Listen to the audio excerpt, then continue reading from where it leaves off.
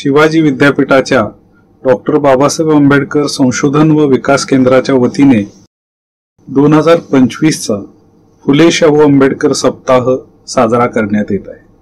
त्या निमित्ताने डॉक्टर पंजाबराव देशमुख यांच्या स्मृती दिनानिमित्त डॉक्टर पंजाबराव देशमुख यांचे शिक्षण विषयक विचार व कार्य या विषयावर डॉक्टर अशोक राणा यांचं व्याख्यान आयोजित करण्यात आलेलं आहे।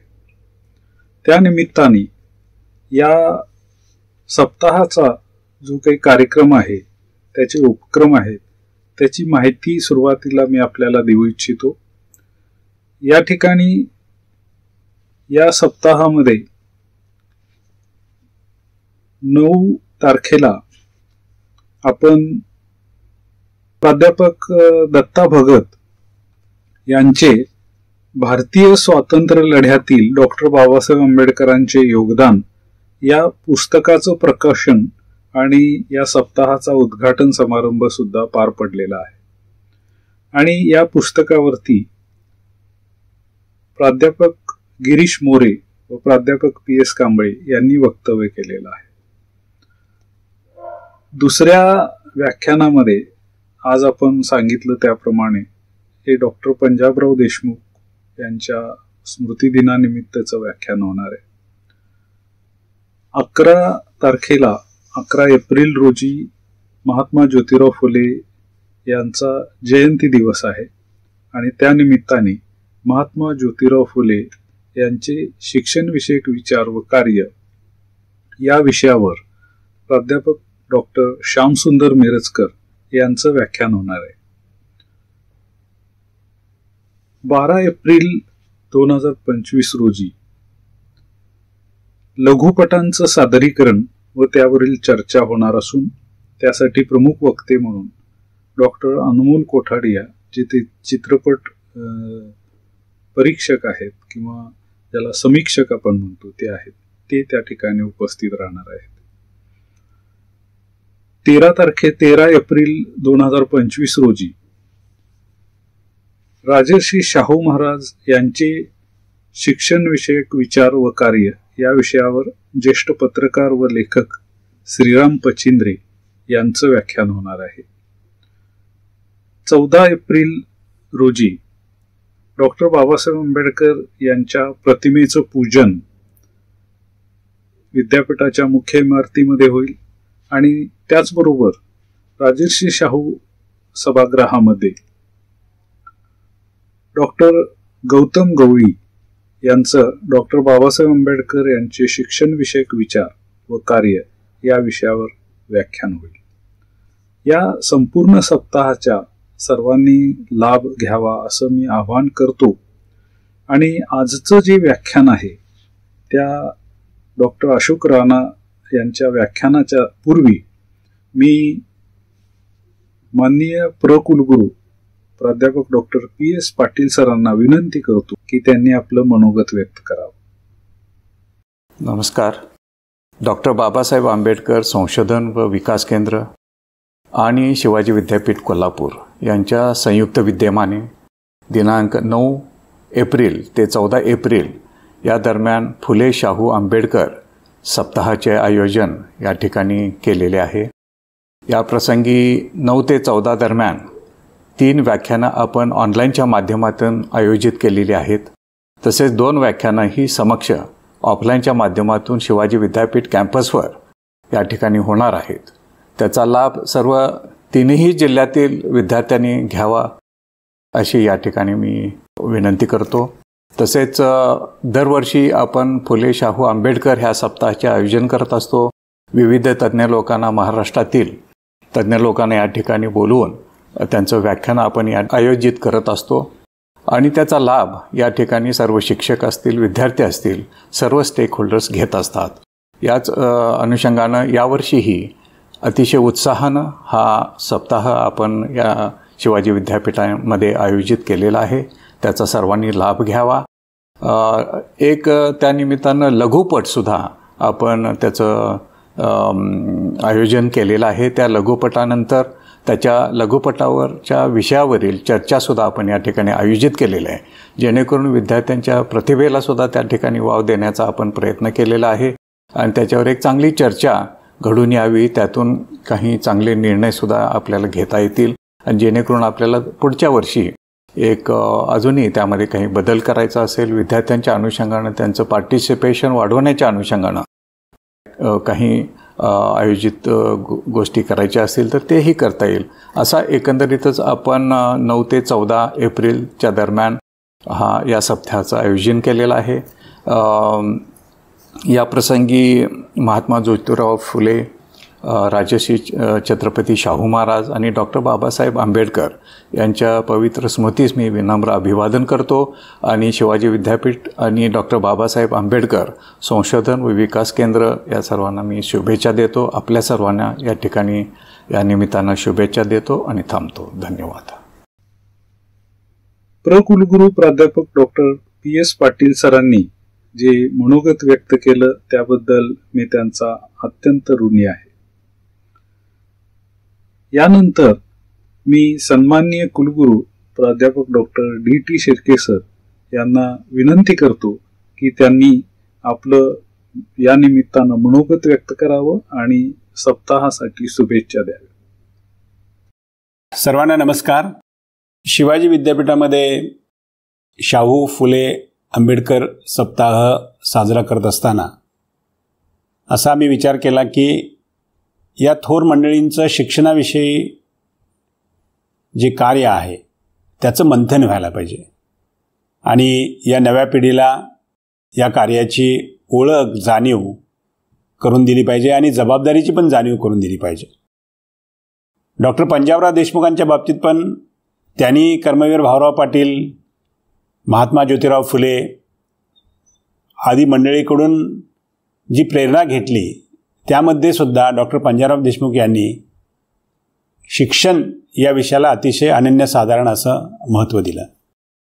जे आपल्याला माहीत असेल की वसतिगृहाची कल्पना जी आहे ती कल्पना राजर्षी शाहू महाराजांची, ती राबवायची जी काही योजना डॉक्टर पंजाबराव देशमुख यांनी ती योजना राबवली, त्यामागे हे सगळे विचार आहेत की बहुजनांची मुलं शिकली पाहिजेत आणि शिक्षणाच्या प्रवाहात आली पाहिजेत आणि त्यांच्या अडचणी ज्या काय आहेत त्या पहिल्यापासून माहीत आहेत आपल्याला की शहरामध्ये महाविद्यालय असतात, शहरामध्ये शिक्षण संस्था असतात, तिथे त्यांचा राहण्याचा प्रश्न असतो.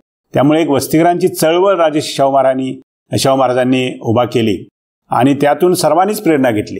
कर्मवीर भाऊराव पाटील यांनी सुद्धा त्यामधून प्रेरणा घेतली, डॉक्टर पंजाबराव देशमुख यांनी सुद्धा प्रेरणा घेतली आणि त्यामुळं राजर्षी शाहू महाराज, डॉक्टर पंजाबराव देशमुख, महात्मा ज्योतिराव फुले, क्रांतिज्योती सावित्रीबाई फुले,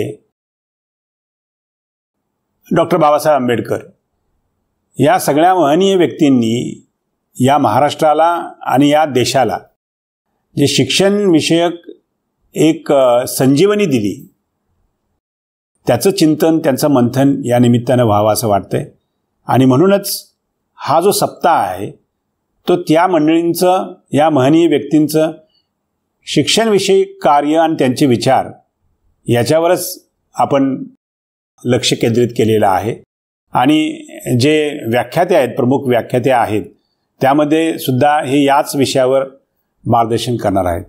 मला वाटते या सप्ताहाचं अशा प्रकारचं जे नियोजन डॉक्टर महाजन हे डॉक्टर बाबासाहेब आंबेडकर संशोधन आणि विकास केंद्रामार्फत करत आहेत, त्यांना मी धन्यवाद देतो की त्यांनी अतिशय एक चांगली समर्पक अशी कल्पना या निमित्तानं मांडली आणि शिवाजी विद्यापीठामध्ये हा उपक्रम सुरू झालेला आहे. मी या निमित्तानं डॉक्टर बाबासाहेब आंबेडकर यांच्या कार्यास, कर्तृत्वास अभिवादन करतो. राजर्षी शाहू महाराज, महात्मा ज्योतिराव फुले यांनी केलेल्या शिक्षणविषयक विचारांना, त्यांच्या कार्यांना वंदन करतो आणि डॉक्टर पंजाबराव देशमुख यांनीसुद्धा यामध्ये खूप मोठं योगदान दिलेलं आहे, त्यांनाही या निमित्तानं अभिवादन करतो. म्हणजे डॉक्टर पंजाबराव देशमुख यांचा स्मृतिदिन, महात्मा ज्योतिराव फुले यांची जयंती आणि डॉक्टर बाबासाहेब आंबेडकर यांची जयंती या सप्ताहामध्ये येत आहे आणि या निमित्तानं हा उपक्रम शिवाजी विद्यापीठामध्ये आयोजित केला जात आहे. त्याचा लाभ सर्वांनी घ्यावा अशी अपेक्षा मी व्यक्त करतो आणि थांबतो. नमस्कार. माननीय कुलगुरू प्राध्यापक डॉक्टर डी.टी. शिर्के सरांनी जे मनोगत व्यक्त केलं त्याबद्दल मी त्यांचा अत्यंत आभारी आहे. आजचे वक्ते डॉक्टर अशोक राणा हे एक व्यासंगी लेखक असून मराठीचे प्राध्यापक म्हणून ते निवृत्त झालेले आहेत. लेखक म्हणून त्यांचा संपूर्ण महाराष्ट्राला परिचय आहे. मराठी साहित्य, इतिहास, प्राच्यविद्या अशा विविध विषयांवर 75 पेक्षा जास्त पुस्तकं त्यांनी लिहिलेली आहेत आणि ती वाचकप्रिय ठरलेली आहेत.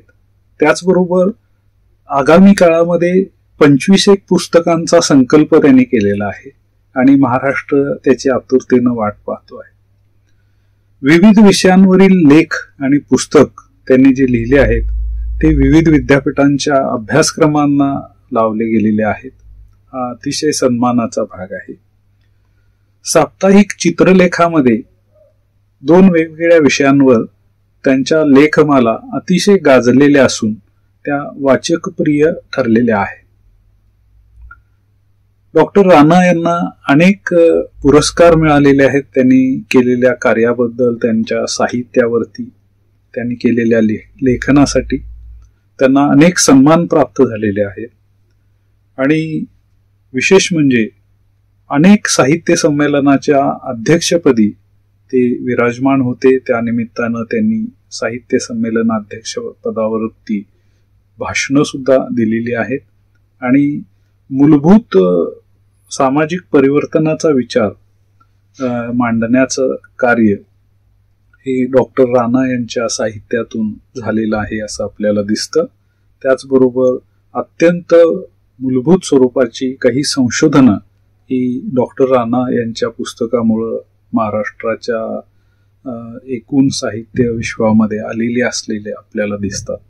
अशा या लेखकाचं व्याख्यान आपल्याला आज ऐकायला मिळणार आहे. त्यासाठी मी त्यांचं स्वागत करतो. नमस्कार मित्रांनो. डॉक्टर भाऊसाहेब पंजाबराव देशमुख यांचा स्मृतिदिन आपण साजरा करत आहोत. या निमित्तानं त्यांच्या जीवनाचा परिचय आणि एकंदर कार्याचा परिचय करून देणं आपलं काम आहे.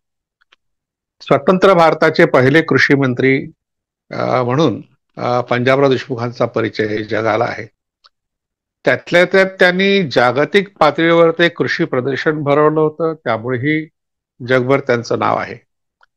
शिवाजी शिक्षण संस्था नावाची त्यांची जी संस्था आहे त्याच्या महाराष्ट्रभर शाखा आहेत, अनेक शाळा, अनेक महाविद्यालय. त्याचबरोबर इंग्लंड सारख्या परक्या देशात लंडनमध्ये त्यांनी तिथे शिकणाऱ्या विद्यार्थ्यांसाठी वसतिगृह स्थापन केलं होतं.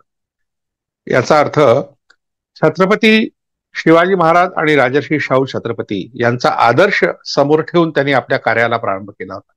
आपल्या शिक्षण संस्थेला त्यांनी छत्रपती शिवाजी महाराजांचं नाव दिलं आणि वसतिगृहाची कल्पना त्यांना राजर्षी शाहू छत्रपतींच्या खामगावच्या भाषणातून सुचली. खामगावला जी काही शिक्षण परिषद शाहू छत्रपतींनी घेतली होती तेव्हा ते भारतात नव्हते, ते इंग्लंडमध्ये होते.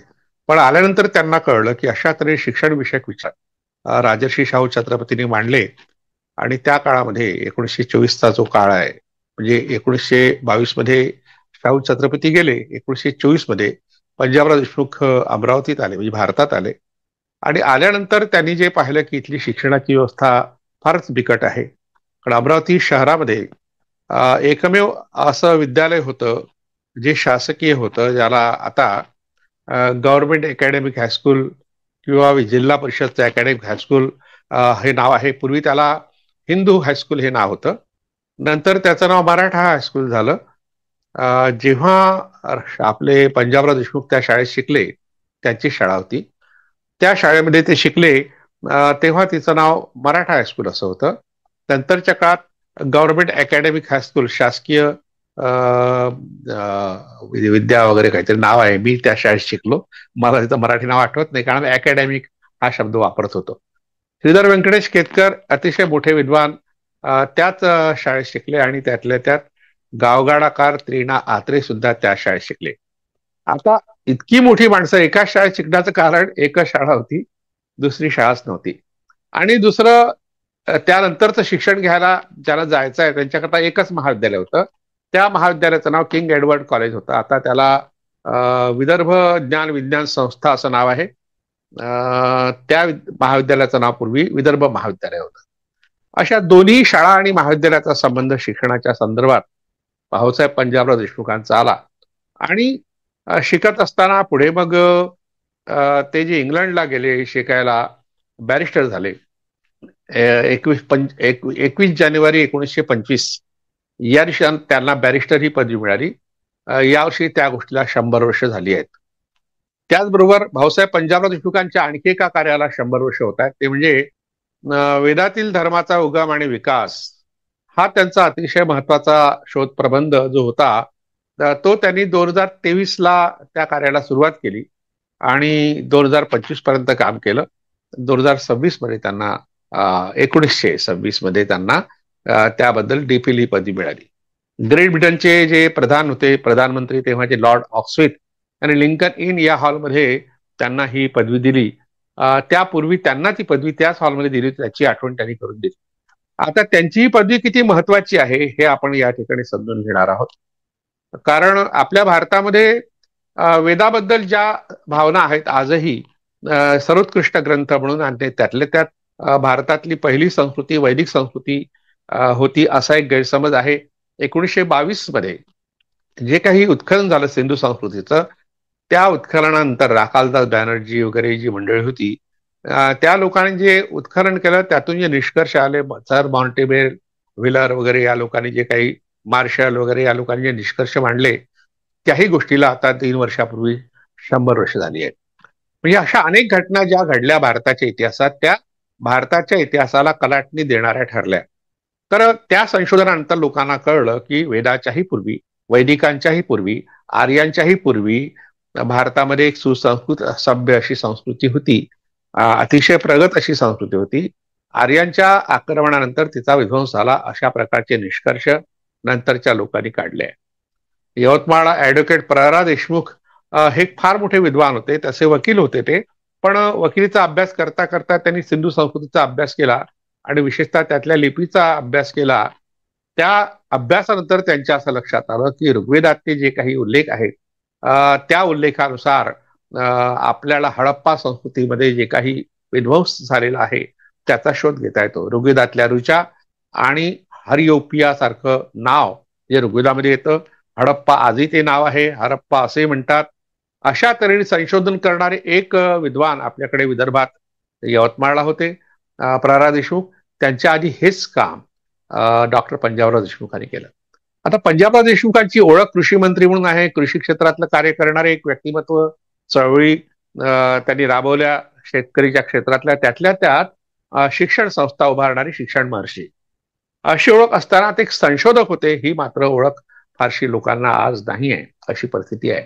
म्हणून या ग्रंथाचं महत्व आहे. या ग्रंथाला यावर्षी त्या संशोधनाला 100 वर्ष होत आहेत.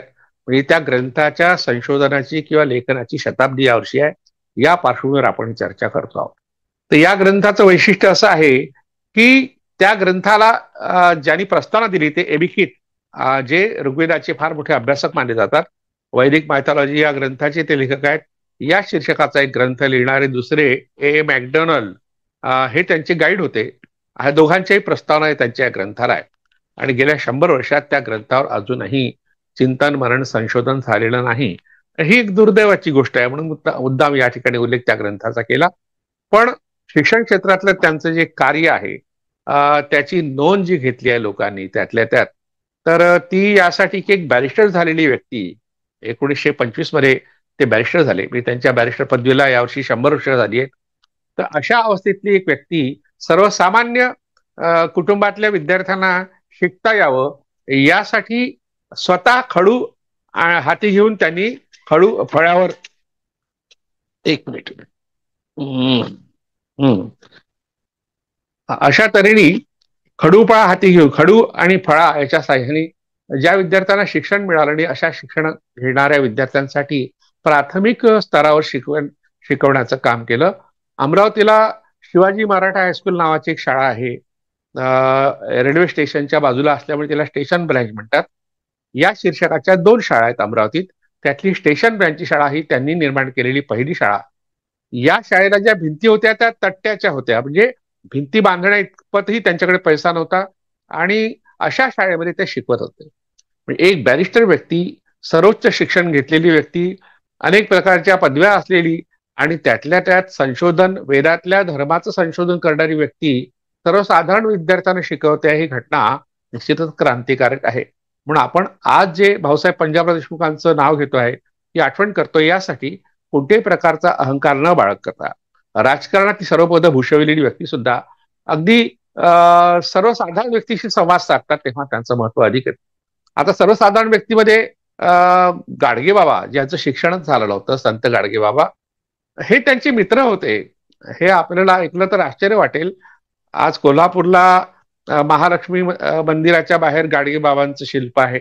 महाराष्ट्रभर गाडगे बाबांची आठवण लोक करतात, त्यांचे पुतळे आहेत, त्यांची जयंती साजरी होते, त्यांची पुण्यतिथी साजरी होते, एक संत म्हणून, एक कर्मयोगी म्हणून. पण बॅरिस्टर असलेल्या पंजाबराव देशमुख अशी त्यांची मैत्री होती, हे फार कमी लोकांना माहीत आहे. आता या मैत्रीचं पर्यवसान कसं झालं, पुढे अनेक आठवणी त्यांच्या संदर्भातल्या आहेत. एकतर कृषी मंत्री झाल्यावर जेव्हा पहिल्यांदा अमरावतीला भाऊसाहेब पंजाबराव देशमुख आले, त्या त्यांच्या स्वागताची तयारी चालू होती. त्याच काळात संत गाडगे बाबा, आज शिवाजीनगर नावाचा एक भाग आहे अमरावतीमध्ये, तर त्या ठिकाणी शिवाजी महाविद्यालय आहे, शिवाजी शिक्षण महाविद्यालय आहेत, इतरही महाविद्यालय आहेत. तर त्या परिसरात पंचवटी नावाचं एक चौक आहे. त्या चौकाचं नाव पंचवटी पडण्याचं कारण वेगळं आहे. त्या ठिकाणी का हॉटेलचं नाव पंचवटी आहे आणि त्यामुळे त्या चौकाला पंचवटी चौक म्हणतात. त्या परिसरात गाडगे बाबा बाजूच्या मैदानावर गोपाला गोपाला देवकीनंदन गोपाला म्हणून गाणं म्हणत म्हणत आपल्या हातच्या खराट्यांनी तो परिसर स्वच्छ करीत होते. आणि जेव्हा त्यांना कळलं की भाऊसाहेब पंजाबराव देशमुख पंचवटी चौकात आले, तेव्हा ते अगदी त्यांच्या पुढे जाऊन त्यांच्या पाया पडले. गाडगे बाबा आणि पंजाबराव देशमुखांच्या वयामध्ये अंतर साधारणतः 20 वर्षांचं होतं. 20 वर्षांनी मोठे असलेले गाडगे बाबा शिक्षण घेतलेल्या एका महान व्यक्तीसमोर नतमस्तक होतात.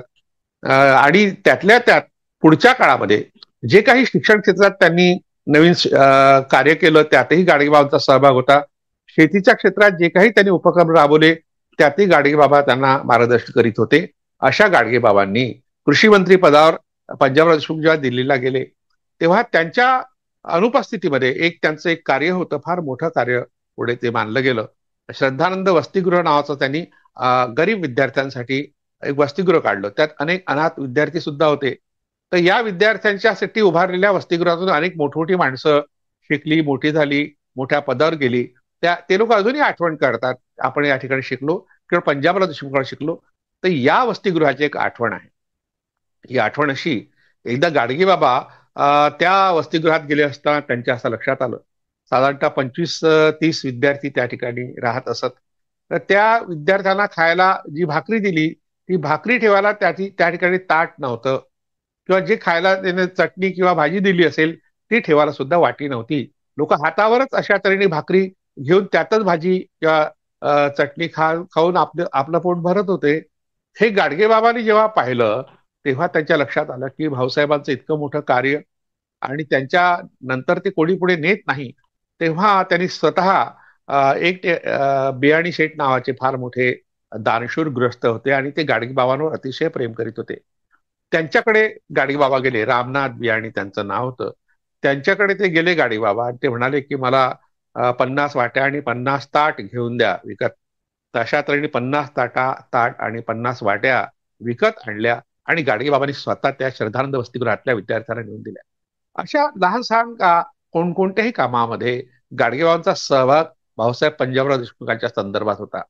भाऊसाहेब पंजाबराव देशमुख सर्वात जास्त काळ ज्यांच्या संपर्कात राहिले ते म्हणजे डॉक्टर बाबासाहेब आंबेडकर. बाबासाहेब आंबेडकर हे भारताचे पहिले कायदेमंत्री होते आणि भाऊसाहेब पंजाबराव देशमुख आणि बाबासाहेब आंबेडकर दोघांचे शिक्षण वरच्या पातळीवरचं उच्च विद्याविभूषित दोघे होते. पण दोघेही राजकारणामध्ये सक्रिय झाले तेव्हा डॉक्टर पंजाबराव देशमुख स्वतंत्र मजूर पक्ष नावाचा एक पक्ष निर्माण केला होता. त्या स्वतंत्र मजूर पक्षाचे कार्यकर्ते म्हणून पंजाबराव देशमुख कार्य करीत होते आणि निवडणुकीत ते निवडून सुद्धा आले. पुढे जेव्हा भारतीय राज्यघटना निर्माण करण्याची वेळ आली, तेव्हा त्या घटना समितीमध्ये सुद्धा भाऊसाहेब पंजाबराव देशमुखांनी त्यांना खूप मदत केली. डॉक्टर बाबासाहेब आंबेडकरांनी लिहून ठेवलाय की समजा त्यावेळेस भाऊसाहेब पंजाबराव देशमुख सारखा माणूस जर नसता या घटना समितीमध्ये तर मला काम करणं खूप कठीण झालं असतं. कारण त्या काळात जे लोक त्यांचे सहकारी होते त्यातले बहुतेक लोक त्या समितीच्या सदस्य सभांना हजर राहत नसत. बहुतेकांनी सहभाग कमी केला होता, नाकारला होता. काही लोक आजारी असल्यामुळे, काही लोक वेगळ्या कारणाने अनुपस्थित राहिले. या सर्व काळामध्ये पंजाबराव देशमुखांनी बाबासाहेब आंबेडकरांना संविधानाच्या निर्मितीत फार मोठी मदत केली. काही लोक सांगतात 370वा कलम, आपल्या 340वा कलम जे भारतीय राज्यघटनेत आलं त्यामागे सुद्धा पंजाबराव देशमुखांचा सहभाग आहे. आता हे कलम कशाचं आहे? आपल्या समाजात अन्य मागासवर्गीय लोक जे आहे, ज्याला आपण अदर बॅकवर्ड क्लास म्हणतो, अदर बॅकवर्ड क्लास ही संज्ञा किंवा संकल्पना ही डॉक्टर बाबासाहेब आंबेडकरांना सुचली. तर अशा मोठ्या वर्गाला त्यांनी संबोधलं जे मागासले आहे, आर्थिकदृष्ट्या आहे, सामाजिकदृष्ट्या आहे, शैक्षणिकदृष्ट्या मागासलेले, सांस्कृतिकदृष्ट्या सुद्धा मागासले आहेत. अशा मागासवर्गीयांना शिक्षणामध्ये सवलती मिळाव्यात, नोकऱ्यामध्ये सवलती मिळाव्यात, उद्योगधंद्यामध्ये सवलती मिळाव्यात, यासाठी जे 340वा कलम बाबासाहेब आंबेडकरांनी भारतीय राज्यघटनेत टाकलं त्यामागे सुद्धा भाऊसाहेब पंजाबराव देशमुखांचा फार मोठा वाटा होता असं सांगितलं जातं. त्याची एक आठवण लोक सांगतात की असा एक वर्ग असावा या ज्यांना अशा तऱ्हेने मागासलेपणातून मुक्ती मिळावी आणि त्यासाठी त्याची तरतूद भारतीय राज्यघटनेत असावी, यासाठी तेव्हाचे जे प्रधानमंत्री होते पंडित जवाहरलाल नेहरू यांना ते पटवण्याचं काम, त्यांना पटवून देण्याचं काम सतत पंजाबराव देशमुख करीत होते. पण जसं अनुसूचित जाती आणि अनुसूचित जाती जमातीच्या लोकांना मागे राहिल्यामुळं त्यांचा विकास थांबलेला आहे, म्हणून त्यांना शिक्षणात आणि नोकऱ्यामध्ये किंवा उद्योगधंद्यामध्ये आणि इतरही क्षेत्रात सवलती मिळाव्या यासाठी जवाहरलाल नेहरू तयार झाले होते. पण ओबीसीसाठी मात्र तयार नव्हते. यासाठी पंजाबराव देशमुखांनी खूप मोठ्या प्रमाणात जनजागरण केलं. त्या काळात बिहारमध्ये त्यांनी सभा घेतल्या. तिथल्या अनेक मोठमोठ्या नेत्यांना त्यांनी पटवून दिलं की अशा तऱ्हेचा एक मागासवर्ग आहे आणि तो अनेक क्षेत्रात अनेक दृष्ट्या मागासला आहे, त्याच्यासाठी आपण काहीतरी तरतुदी भारतीय राज्यघटनेत केल्या पाहिजे. तर बिहारच्या बऱ्याच लोकांना ते पटलं. त्यातून कर्पूरी ठाकूर सारखे मोठे नेते तयार झाले आणि पुढे मंडल आयोगाच्या उभारणीत त्यांचा फार मोठा सहभाग होता, हे आपल्या सर्वांना माहीत आहे. मराठवाडा, महाराष्ट्रातला मराठवाडा हा जो भाग आहे तो अतिशय मागासलेला आहे. शैक्षणिकदृष्ट्या आहे, आर्थिकदृष्ट्या आहे, सामाजिकदृष्ट्या ते स्वतःला मराठा किंवा उच्चवर्गीय म्हणत असले तरी त्यांची तशी स्थिती काही फारशी म्हणजे भूषणावह नाही. तर त्या काळामध्ये त्यांनी मराठवाड्यातल्या लोकांना सुद्धा म्हटलं की तुम्ही कुणबी आहात, मराठा नावाची जात नाही आहे, म्हणून कुणबी हा शब्द लिहा, म्हणजे तुम्हाला पुढे या सवलती मिळू शकतील. पण त्या काळामध्ये सवलती घेणं, आरक्षण या गोष्टीकडे पाहण्याचा दृष्टिकोन राजकीय नेत्यांचा काही सकारात्मक नव्हता. शिक्षण क्षेत्रातल्या काही लोकांनी त्यांना मदत केली पंजाबराव देशमुखांना, पण राजकीय क्षेत्रातल्या लोकांनी मदत नाही केली. आज जो आरक्षणाचा प्रश्न उभा राहिला मराठवाड्याच्या पुढे आणि त्यामुळे मग अनेक लोक त्यात राबतायत, कष्ट करतायत, विद्वान आहेत, नेते आहेत, कार्यकर्ते आहेत, अनेक लोकांचे जीव सुद्धा गेले त्या चळवळीमध्ये. ही चळवळ आज ज्या थराला आली आहे त्याला कारण असं आहे महत्वाचं, भाऊसाहेब पंजाबराव देशमुखांचं त्या काळात लोकांनी ऐकलं असतं मराठवाड्यातल्या लोकांनी तर कदाचित अशा प्रकारची चळवळ करायची गरज पडली नसती. कारण मराठा नावाची जात नसून तो अनेक जातींचा समूह आहे आणि त्यात कुणबी ही महत्वाची एक जात आहे. कुणबी म्हणजे शेतकरी वर्ग. त्या शेतकरी वर्गाला सगळ्या सवलती मिळाल्या पाहिजेत, म्हणजेच आरक्षण मिळालं पाहिजे. ही जी भूमिका भाऊसाहेब पंजाबराव देशमुखांची होती ती मराठवाड्यातल्या लोकांनी ऐकली नाही. अशा प्रकारची तक्रार आज आपण करतो आहे. तर भाऊसाहेबांचं हे जे धोरण होतं की हा जो दृष्टिकोन होता किती व्यापक होता, त्यांना युगदृष्टी म्हणता येईल. आणखी आपल्याला काय काय म्हणायचं असेल ते म्हणता येईल. भाऊसाहेब पंजाबराव देशमुखांनी आणखी अमरावतीत केलेला एक मोठा सत्याग्रह गाजला. 1927चा तो सत्याग्रह आहे. तर हा सत्याग्रह गाजला यासाठी कारण तिथे अंबादेवीचं मंदिर आहे. तसं कोल्हापूरला अंबादेवीचं मंदिर आहे, तसंच अंबादेवीचं मंदिर हे अमरावतीला आहे आणि त्या मंदिरात अस्पृश्यांना प्रवेश नाकारला जात असे. आता अलीकडे सुद्धा अशा अनेक मोठमोठ्या नेत्यांना सुद्धा केवळ ते मागासवर्गीय आहे म्हणून मंदिरात प्रवेश नाकारला जातो हे आपण अनुभवतो आहोत. हाच अनुभव 1927 मध्ये जेव्हा पंजाबराव देशमुखांना आला तेव्हा त्यांनी त्या ठिकाणी मंदिर प्रवेश सत्याग्रह केला. साने गुरुजींचा पंढरपूर मंदिर सत्याग्रह आपल्याला माहित आहे. राष्ट्रसंत तुकडोजी महाराजांचा सुद्धा रामटेकाच्या राम मंदिराचा प्रवेश सत्याग्रह आपल्याला माहित आहे. पण हा अतिशय महत्वाचा सत्याग्रह यासाठी होता कारण त्यावेळेस मोठ्या प्रमाणात जनजागरण झालं. कारण सत्यशोधक चळवळ ही महाराष्ट्रामध्ये जी पसरली ती मुळात विदर्भातून पसरली. त्या ठिकाणी कृष्णराव भालेकर जे ज्योतिबा फुलांचे पहिले सहकारी, पहिले सदस्य सत्यशोधक समाजाचे, ते अमरावती जिल्ह्यात राहत होते. आणि त्यामुळे अमरावती जिल्ह्यातले मोर्शी, वरुड, चांदूर वगैरे हा जो परिसर आहे आणि किंवा इतर विदर्भातल्या अनेक भागामध्ये सत्यशोधक चळवळ वाढली. त्यातून मग अनेक प्रकारची आंदोलनं झाली, अनेक प्रकारची अधिवेशनं झाली. त्या सगळ्या अधिवेशनाचा परिणाम असा झाला की भाऊसाहेब पंजाबराव देशमुखांना अशा तऱ्हेने स्थानिक लोकांनी मदत केली, सत्यशोधकांनी मदत केली. त्याच काळामध्ये ब्राह्मणेतर पक्षही स्थापन झाला होता. ब्राह्मणेतर चळवळ फार मोठ्या प्रमाणात वाढली होती आणि त्यामुळे मग हा सत्याग्रह फार मोठं रूप घेईल आणि पुढे मंदिरावर आक्रमण होऊ शकतं किंवा मग ब्राह्मण आणि बहुजन किंवा ब्राह्मण आणि इतर इतर लोकांमध्ये मोठा संघर्ष उभा राहू शकतो. म्हणून दादासाहेब खापर्डे यांनी मध्यस्थी करून त्या ठिकाणी मंदिर प्रवेशाला सुलभ असं वातावरण तयार केलं. पण या वातावरणासाठी दोनदा डॉक्टर बाबासाहेब आंबेडकर अमरावतीला आले होते आणि त्यांनी अंबादेवी मंदिर सत्याग्रह परिषद जी घेतली त्याचं अध्यक्षस्थान भूषवलं होतं. मी भाऊसाहेब पंजाबराव देशमुखांनी इतर अनेक क्षेत्रात कामं केलीत. धार्मिक क्षेत्रात किंवा सांस्कृतिक क्षेत्रात त्यांनी केलेलं हे काम अतिशय मोलाचं आहे. अमरावतीला इंद्रभुवन थिएटर नावाचं एक थिएटर होतं, एकमेव थिएटर होतं ज्या ठिकाणी बालगंधर्व वगैरेंनी आपली नाटकं केली. फार गाजलेलं ते थिएटर होतं. त्या ठिकाणी सभा झाली होती.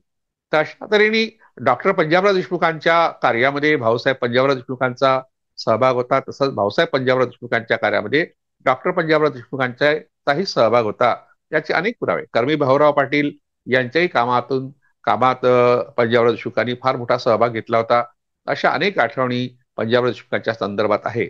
वीर उत्तमराव मोहिते पाटील नावाचे त्यांचे एक सहकारी होते.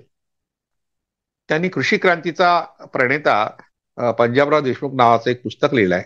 त्या पुस्तकामध्ये तत्कालीन ज्या चळवळी होत्या त्या सगळ्या चळवळीमध्ये पंजाबरावांचा सहभाग कसा होता त्या सहभागाची विस्तृत माहिती दिलेली आहे. त्यातल्या त्यात अमरावती जिल्ह्यामध्ये एक मंगळूर दस्तगीर नावाचं गाव आहे. आजच्या धामणगाव रेल्वे या तालुक्यामध्ये धामणगाव अजून फारच जवळ आहे. मला वाटते 10-15 किलोमीटरवर आहे. तर या गावामध्ये गणपती महाराज नावाचे एक महाराज होते. आता नाव गणपती महाराज जरी असलं तरी ते काही सर्वसाधारण महाराज नव्हते. त्यांनी सत्यशोधक चळवळ त्या ठिकाणी वाढवली. धर्माच्या अंगाने, वारकरी संप्रदायाच्या अंगाने ती वाढवली आणि श्वेत निशाणधारी अजात पक्ष किंवा अजात संप्रदाय, ज्या संप्रदायाला जात नाही, जाती विरहित होण्याकरता जो संप्रदाय गणपती महाराजांनी स्थापन केला होता, त्यांनी प्रति पंढरपूर निर्माण केलं. त्या गावामध्ये पंढरपुरातून त्यांनी विठोबाची मूर्ती आणली. आपण पंढरपुरात गेलो तर विठोबाची मूर्ती स्वतंत्र आहे, बाजूला रखमाई नाही आहे. तर तशाच प्रकारची मूर्ती त्यांनी आपल्या गावात आणली. म्हणजे धर्माच्या आधाराने सामाजिक परिवर्तनाचं कार्य करता येतं हे गणपती महाराजांनी सिद्ध केलं. त्यांच्या स्वागताध्यक्षपदाखाली एक ब्राह्मणेतर चळवळ पक्ष किंवा अधिवेशन अमरावतीत झालं. त्यातही भाऊसाहेब पंजाबराव देशमुखांनी त्यांना मदत केली होती. अशा अनेक आठवणी पंजाबराव देशमुखांच्या आहे. आज शिवाजी शिक्षण संस्था ही संस्था अनेक क्षेत्रात विस्तारली आहे. प्रति विद्यापीठ म्हणून तिचं स्थान आहे. फार मोठ्या प्रमाणात तिथे विद्यार्थी शिकतात आणि भारताच्या बाहेर सुद्धा शिकण्याकरता तिथून विद्यार्थी गेलेले आहेत. या शिवाजी शिक्षण संस्थेची जी पायाभरणी केली ती त्यांनी केली. तर अशा तऱ्हेने शिक्षण क्षेत्र, कृषी क्षेत्र, सांस्कृतिक क्षेत्र आणि विशेषतः ज्या ग्रंथाचा मी सुरुवातीला उल्लेख केला, वेदातील धर्माचा उगम आणि विकास, या ग्रंथावर मात्र अजूनही फारसं भाष्य कोणी केलं नाही. कोल्हापूरचे डॉक्टर आनंद पाटील यांनी त्यांचं मराठी भाषांतर केलं. त्यामुळे आपल्यापर्यंत तो ग्रंथ आला. अमरावती विद्यापीठाने तो ग्रंथ मूळ इंग्रजीमध्ये प्रकाशित केल्यानंतर मराठीत केला. आता या ग्रंथाचं काय वैशिष्ट्य आहे? या ग्रंथाचं वैशिष्ट्य असं आहे की वेद जे आहेत, ऋग्वेद प्रामुख्याने, तर ऋग्वेदाची निर्मिती कशी झाली, ऋग्वेदात ज्या अनेक प्रकारच्या देवता आहे त्यांचे काय अर्थ आहेत आणि इतकी वर्ष तो वेद मूळ रूपात कसा शिल्लक राहिला, त्यासाठी तत्कालीन वैदिकांनी, त्यात ब्राह्मणच होते असं नाही, इतर जातीचे लोक होते. आता वेद काळात जात नव्हती, नंतरच्या काळात त्यांच्या जाती शोधल्या गेल्या. त्यातला जो पहिला ऋग्वेदाचा जो कर्ता मानला जातो गृत्समद ऋषी जो आहे तो दुसऱ्या मंडलाचा कर्ता आहे. ऋग्वेदाचं दुसरं मंडल जे आहे ते ऋग्वेदाचा प्रारंभ मानलं जातं आणि त्या मंडलाचा कर्ता म्हणजे रचयिता हा व्रात्य होता. आता व्रात्य शब्द आपण ऐकला असेल अनेकदा. शब्दकोशामध्ये त्याचा अर्थ जो आहे त्याच्या अगदी विपरीत त्याचं वास्तव आहे. म्हणजे आपण उनाड, दांडगट, न ऐकणारं, आईचं न ऐकणारं असं मूल या अर्थाने व्रात्य शब्द वापरतो. पण हा जो गृत्समर होता त्याच्याबद्दल जी माहिती नंतरच्या काळात म्हणजे ऋग्वेदात त्याची माहिती कमी आली आहे. फक्त तो एका अशा संप्रदायाचा होता जो संप्रदाय लोकशाहीला पूरक होता किंवा लोकशाहीचा प्रणेता असा गणपत्य संप्रदाय. गणपती गणानां त्वाम गणपतीम हवामहे हा जो अतिशय प्रसिद्ध मंत्र आहे त्याचा कर्ता गृत्समर होता. तर ह्या गृत्समराची जी माहिती पुढे 13व्या शतकातल्या गणेश पुराणात येते त्यानुसार तो व्रात्य होता. आता व्रात्य म्हणजे काय तर कष्ट करणारा. वृ या धातूपासून व्रात हा शब्द तयार झाला. वृ म्हणजे कष्ट करणारे लोक, व्रात म्हणजे कष्ट करणाऱ्या लोकांचा समुदाय आणि त्या समुदायात राहणाऱ्या व्यक्तीला व्रात्य म्हटलं जात असत. याचा अर्थ शेतकरी वर्गातला एक कर्तबगार माणूस या अर्थाने गृत्समराकडे पाहिलं गेलं.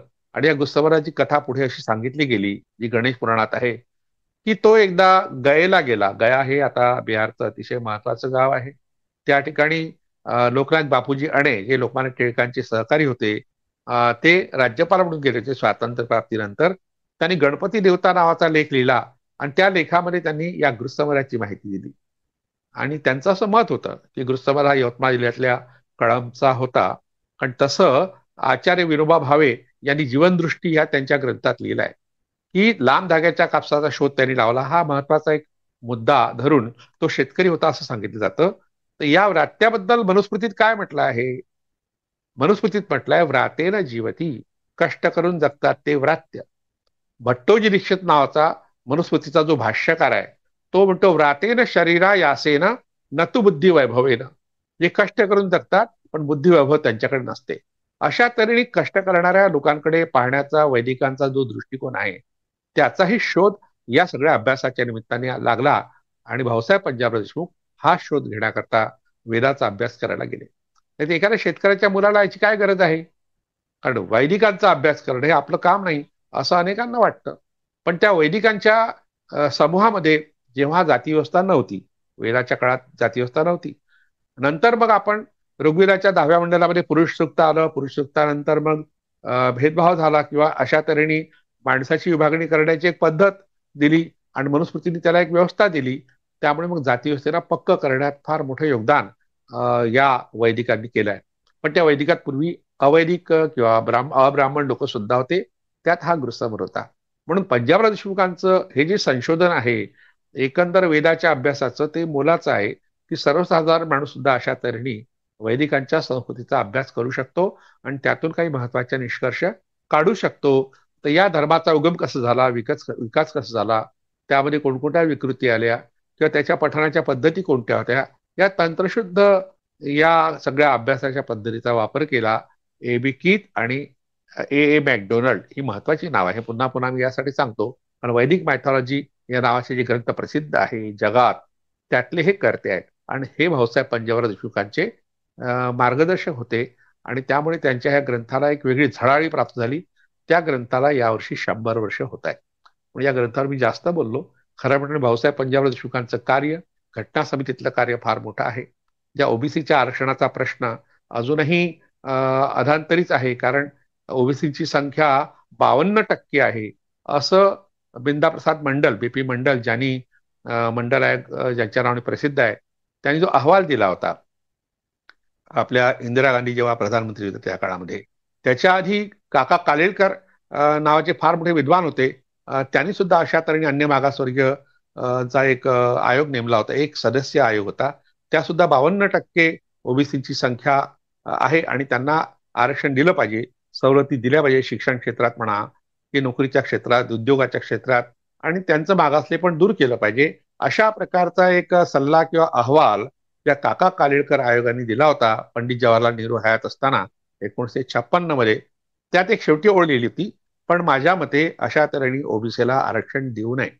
एक सदस्य आयोग असलेल्या काका कालेलकरांनी अशा प्रकारची शिफारस केल्यामुळे पंडित जवाहरलाल नेहरूंनी हा काका कालेलकर आयोग हा अंमलात आणला नाही. म्हणजे ओबीसींना आरक्षण त्या काळात दिलं गेलं नाही. समजा त्या काळात दिलं गेलं असतं, पुन्हा तोच प्रश्न मराठवाड्यातले जे आज मोठ्या प्रमाणात मागासलेले जे कुणबी आहेत त्यांना आरक्षण तेव्हाच मिळालं असतं. आज आरक्षणाची गरज पडली नसती, मागणीची गरज पडली नसती किंवा आंदोलन करायची गरज पडली नसती. या सगळ्या प्रयत्नामागे भाऊसाहेब पंजाबराव देशमुखांचा वाटा महत्वाचा आहे, पण त्याची नोंद मात्र या सगळ्या चळवळीच्या लोकांनी अजून घेतलेली नाही. पण दोन गोष्टी या ठिकाणी अधोरेखित मी केल्या. एक तर मागासवर्गीयाच्या आरक्षणासाठी पंजाबराव देशमुखांनी केलेला प्रयत्न, त्यांनी त्यासाठी जो पाठपुरा डॉक्टर बाबासाहेब आंबेडकरांपुढे केला आणि बाबासाहेब आंबेडकरांनी सांगितलं हे मी आधीच केलंय. 340वा कलम ओबीसीच्या आरक्षणाचा आहे. नंतर मग 341, 42 ही जी कलम आहेत ती अनुसूचित जाती आणि जमातीच्या आरक्षणाची आहे. म्हणजे पहिला प्रयत्न जो झाला बाबासाहेब आंबेडकरांकडून तो ओबीसीसाठी झाला आणि त्यात भाऊसाहेब पंजाबराव देशमुखांचा सहभाग होता. हा एक महत्वाचा मुद्दा आपण लक्षात घेतला पाहिजे. दुसरा मी वारंवार अधोरेखित केला तो वैदिक साहित्याच्या अभ्यासाचा जो अजूनही झालेला नाही. फार मोठ्या प्रमाणात वेदाच्या निर्मात्यांमध्ये मागासवर्गीय लोकांचा सहभाग होता. अनेकांचा समज आहे की वेदाची निर्मिती ब्राह्मणांनीच केली, तसं नाही आहे. अनेक विद्वान त्यात सहभागी होते. म्हणजे अनेकांना शिकण्याचा अधिकार होता.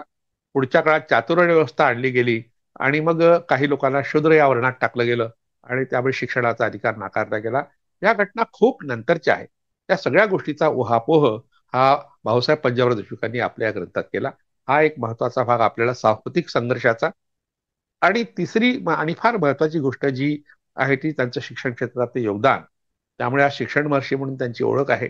ज्या अमरावती शहरामध्ये एकच शाळा होती आणि एकच महाविद्यालय होतं, त्याच अमरावती शहरात त्यांनी सुरुवातीला 2 शाळा काढल्या, पुढे अनेक शाळा निघाल्या आणि अनेक महाविद्यालय सुद्धा निघाली. शिवाय शिक्षण संस्थेची अनेक महाविद्यालय आज अमरावती शहरामध्ये आहे आणि त्यांच्या नावाने भाऊसाहेब पंजाबराव देशमुखांच्या नावाने एक वैद्यकीय महाविद्यालय त्या ठिकाणी आहे. अकोल्याला भाऊसाहेब पंजाबराव देशमुखांच्या नावाने कृषी विद्यापीठ स्थापन झालं. त्यासाठी मोठं आंदोलन छेडलं गेलं, कारण कृषी विद्यापीठ व्हावं अमरावतीमध्ये अशा प्रकारचं स्वप्न भाऊसाहेब पंजाबराव देशमुखांनी पाहिलं होतं. त्यांच्या हाती ते पूर्ण झालं नाही. पण नंतर मग जामवंतराव धोटे विदर्भवीर म्हणून ते प्रसिद्ध होते. त्यांनी आंदोलन चालवलं 1968-69 दरम्यान आणि त्याची परिणती म्हणून अकोल्याला पंजाबराव देशमुख कृषी विद्यापीठ स्थापन झालं. त्यामुळे शेतीच्या क्षेत्रात जी संशोधनं होत आहेत मोठ्या प्रमाणात विदर्भात, त्यात त्यांचं मोठं योगदान आहे. पंजाबराव देशमुख विदर्भापुरते सीमित नव्हते, पण विदर्भात त्यांनी केलेलं कार्य मात्र फारच महत्वाचं आहे. सोबत त्यांनी मराठवाड्याच्या लोकांना प्रेरणा दिली, बिहारच्या लोकांना प्रेरणा दिली. भारतभर अशा तऱ्हेने मागासवर्गीयांच्या उन्नतीमध्ये जे काही काम झालं की जी परिवर्तनाच्या चळवळी झाल्या, त्या सगळ्या चळवळींना प्रेरणा देणारं अतिशय मोलाचं महत्वाचं व्यक्तिमत्व पंजाबराव देशमुखाचा उल्लेख करावा लागतो. आणि विशेषतः शेतीचं मी सांगितलंच की अशा तऱ्हेने कृषी मंत्री असताना त्यांनी जागतिक पातळीवरचं कृषी प्रदर्शन भरवलं होतं. त्यामुळे जगभरात जी काही संशोधन शेतीच्या क्षेत्रात झाली त्याचाही आढावा घेण्यात आला आणि भारतात काय करता येईल, आपलं कृषी धोरण कसं असेल यासाठी त्यांनी प्रयत्न केला. एक आणखी महत्वाचा भाग आहे पंजाबराव देशमुखांच्या कामाचा, तो म्हणजे लोकविद्यापीठ. म्हणजे ज्या लोकांना पारंपरिक शिक्षण घेता येत नाही, औपचारिक शिक्षण घेता येत नाही, त्यांचं शिक्षण अर्धवट राहू नये, पण त्यांच्याकरता स्वतंत्र असं एखादं विद्यापीठ असावं असं त्यांना वाटलं आणि त्यांचं स्वप्न साकार झालं. ते नाशिकच्या यशवंतराव चव्हाण महाराष्ट्र मुक्त विद्यापीठाच्या रूपाने. म्हणजे अशा तऱ्हेने विदर्भापुरतच नाही तर महाराष्ट्रापुरतच नाही, महाराष्ट्राबाहेर सुद्धा अनेक विद्यापीठं पुढच्या काळात निघाली. इंदिरा गांधी मुक्त विद्यापीठ आहे किंवा वर्धेला महात्मा गांधी आंतरराष्ट्रीय मुक्त विद्यापीठ आहे.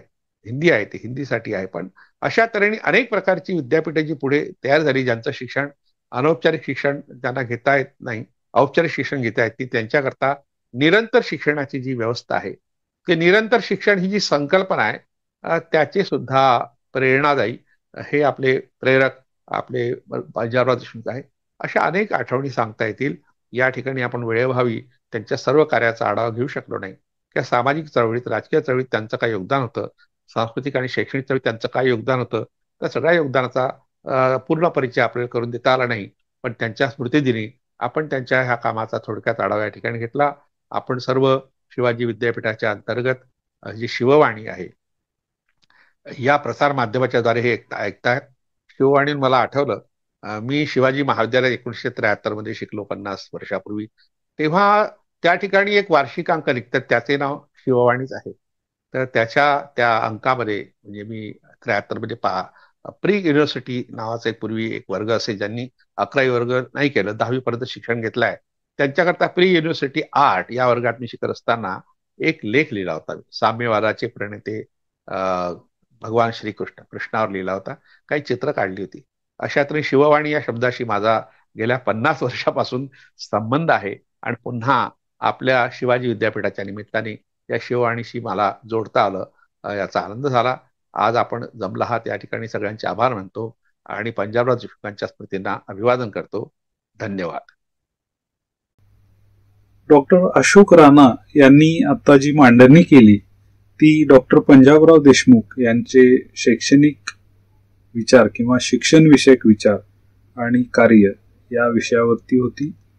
आणि डॉक्टर पंजाबराव देशमुख यांनी सामाजिक, राजकीय, कृषी विषयक कार्य केलं. त्यांना भारतीय कृषी क्रांतीचे जनक असं म्हटलं जातं. तथापि त्यांनी केलेलं शिक्षण विषयक कार्य जे आहे ते अतिशय महत्वाचं आहे.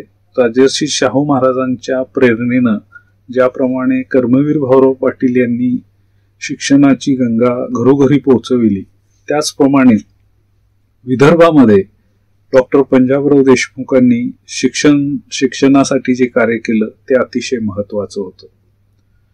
शिक्षणासाठीच्या कार्यात त्यांनी समाज परिवर्तनाला गुंतवलं आणि त्याचा संबंध एकमेकाशी कसा आहे त्याचं एक उत्तम उदाहरण भाऊसाहेबांनी घालून दिलं असं आपल्याला म्हणता येईल. आणि याबाबतची अतिशय उत्कृष्ट अशी मांडणी डॉक्टर राणा यांनी या ठिकाणी केली. त्याबद्दल विद्यापीठाच्या वतीनं आणि केंद्राच्या वतीनं मी डॉक्टर राणा यांचे मनपूर्वक आभार मानतो. त्याचबरोबर या विद्यापीठाचे सन्मान्य कुलगुरू, प्रकुलगुरू, कुलसचिव, इतर सर्व अधिकारी आणि माझे सर्व सहकारी यांचे सुद्धा मी आभार मानतो. आपण सर्वांनी या सगळ्याचा लाभ घेतला, उपस्थिती दाखवली, त्याबद्दल आपलेही आभार मानतो. आणि इतर जे उपक्रम आहेत त्याला उपस्थिती राहावी अशी विनंती करतो आणि थांबतो. धन्यवाद.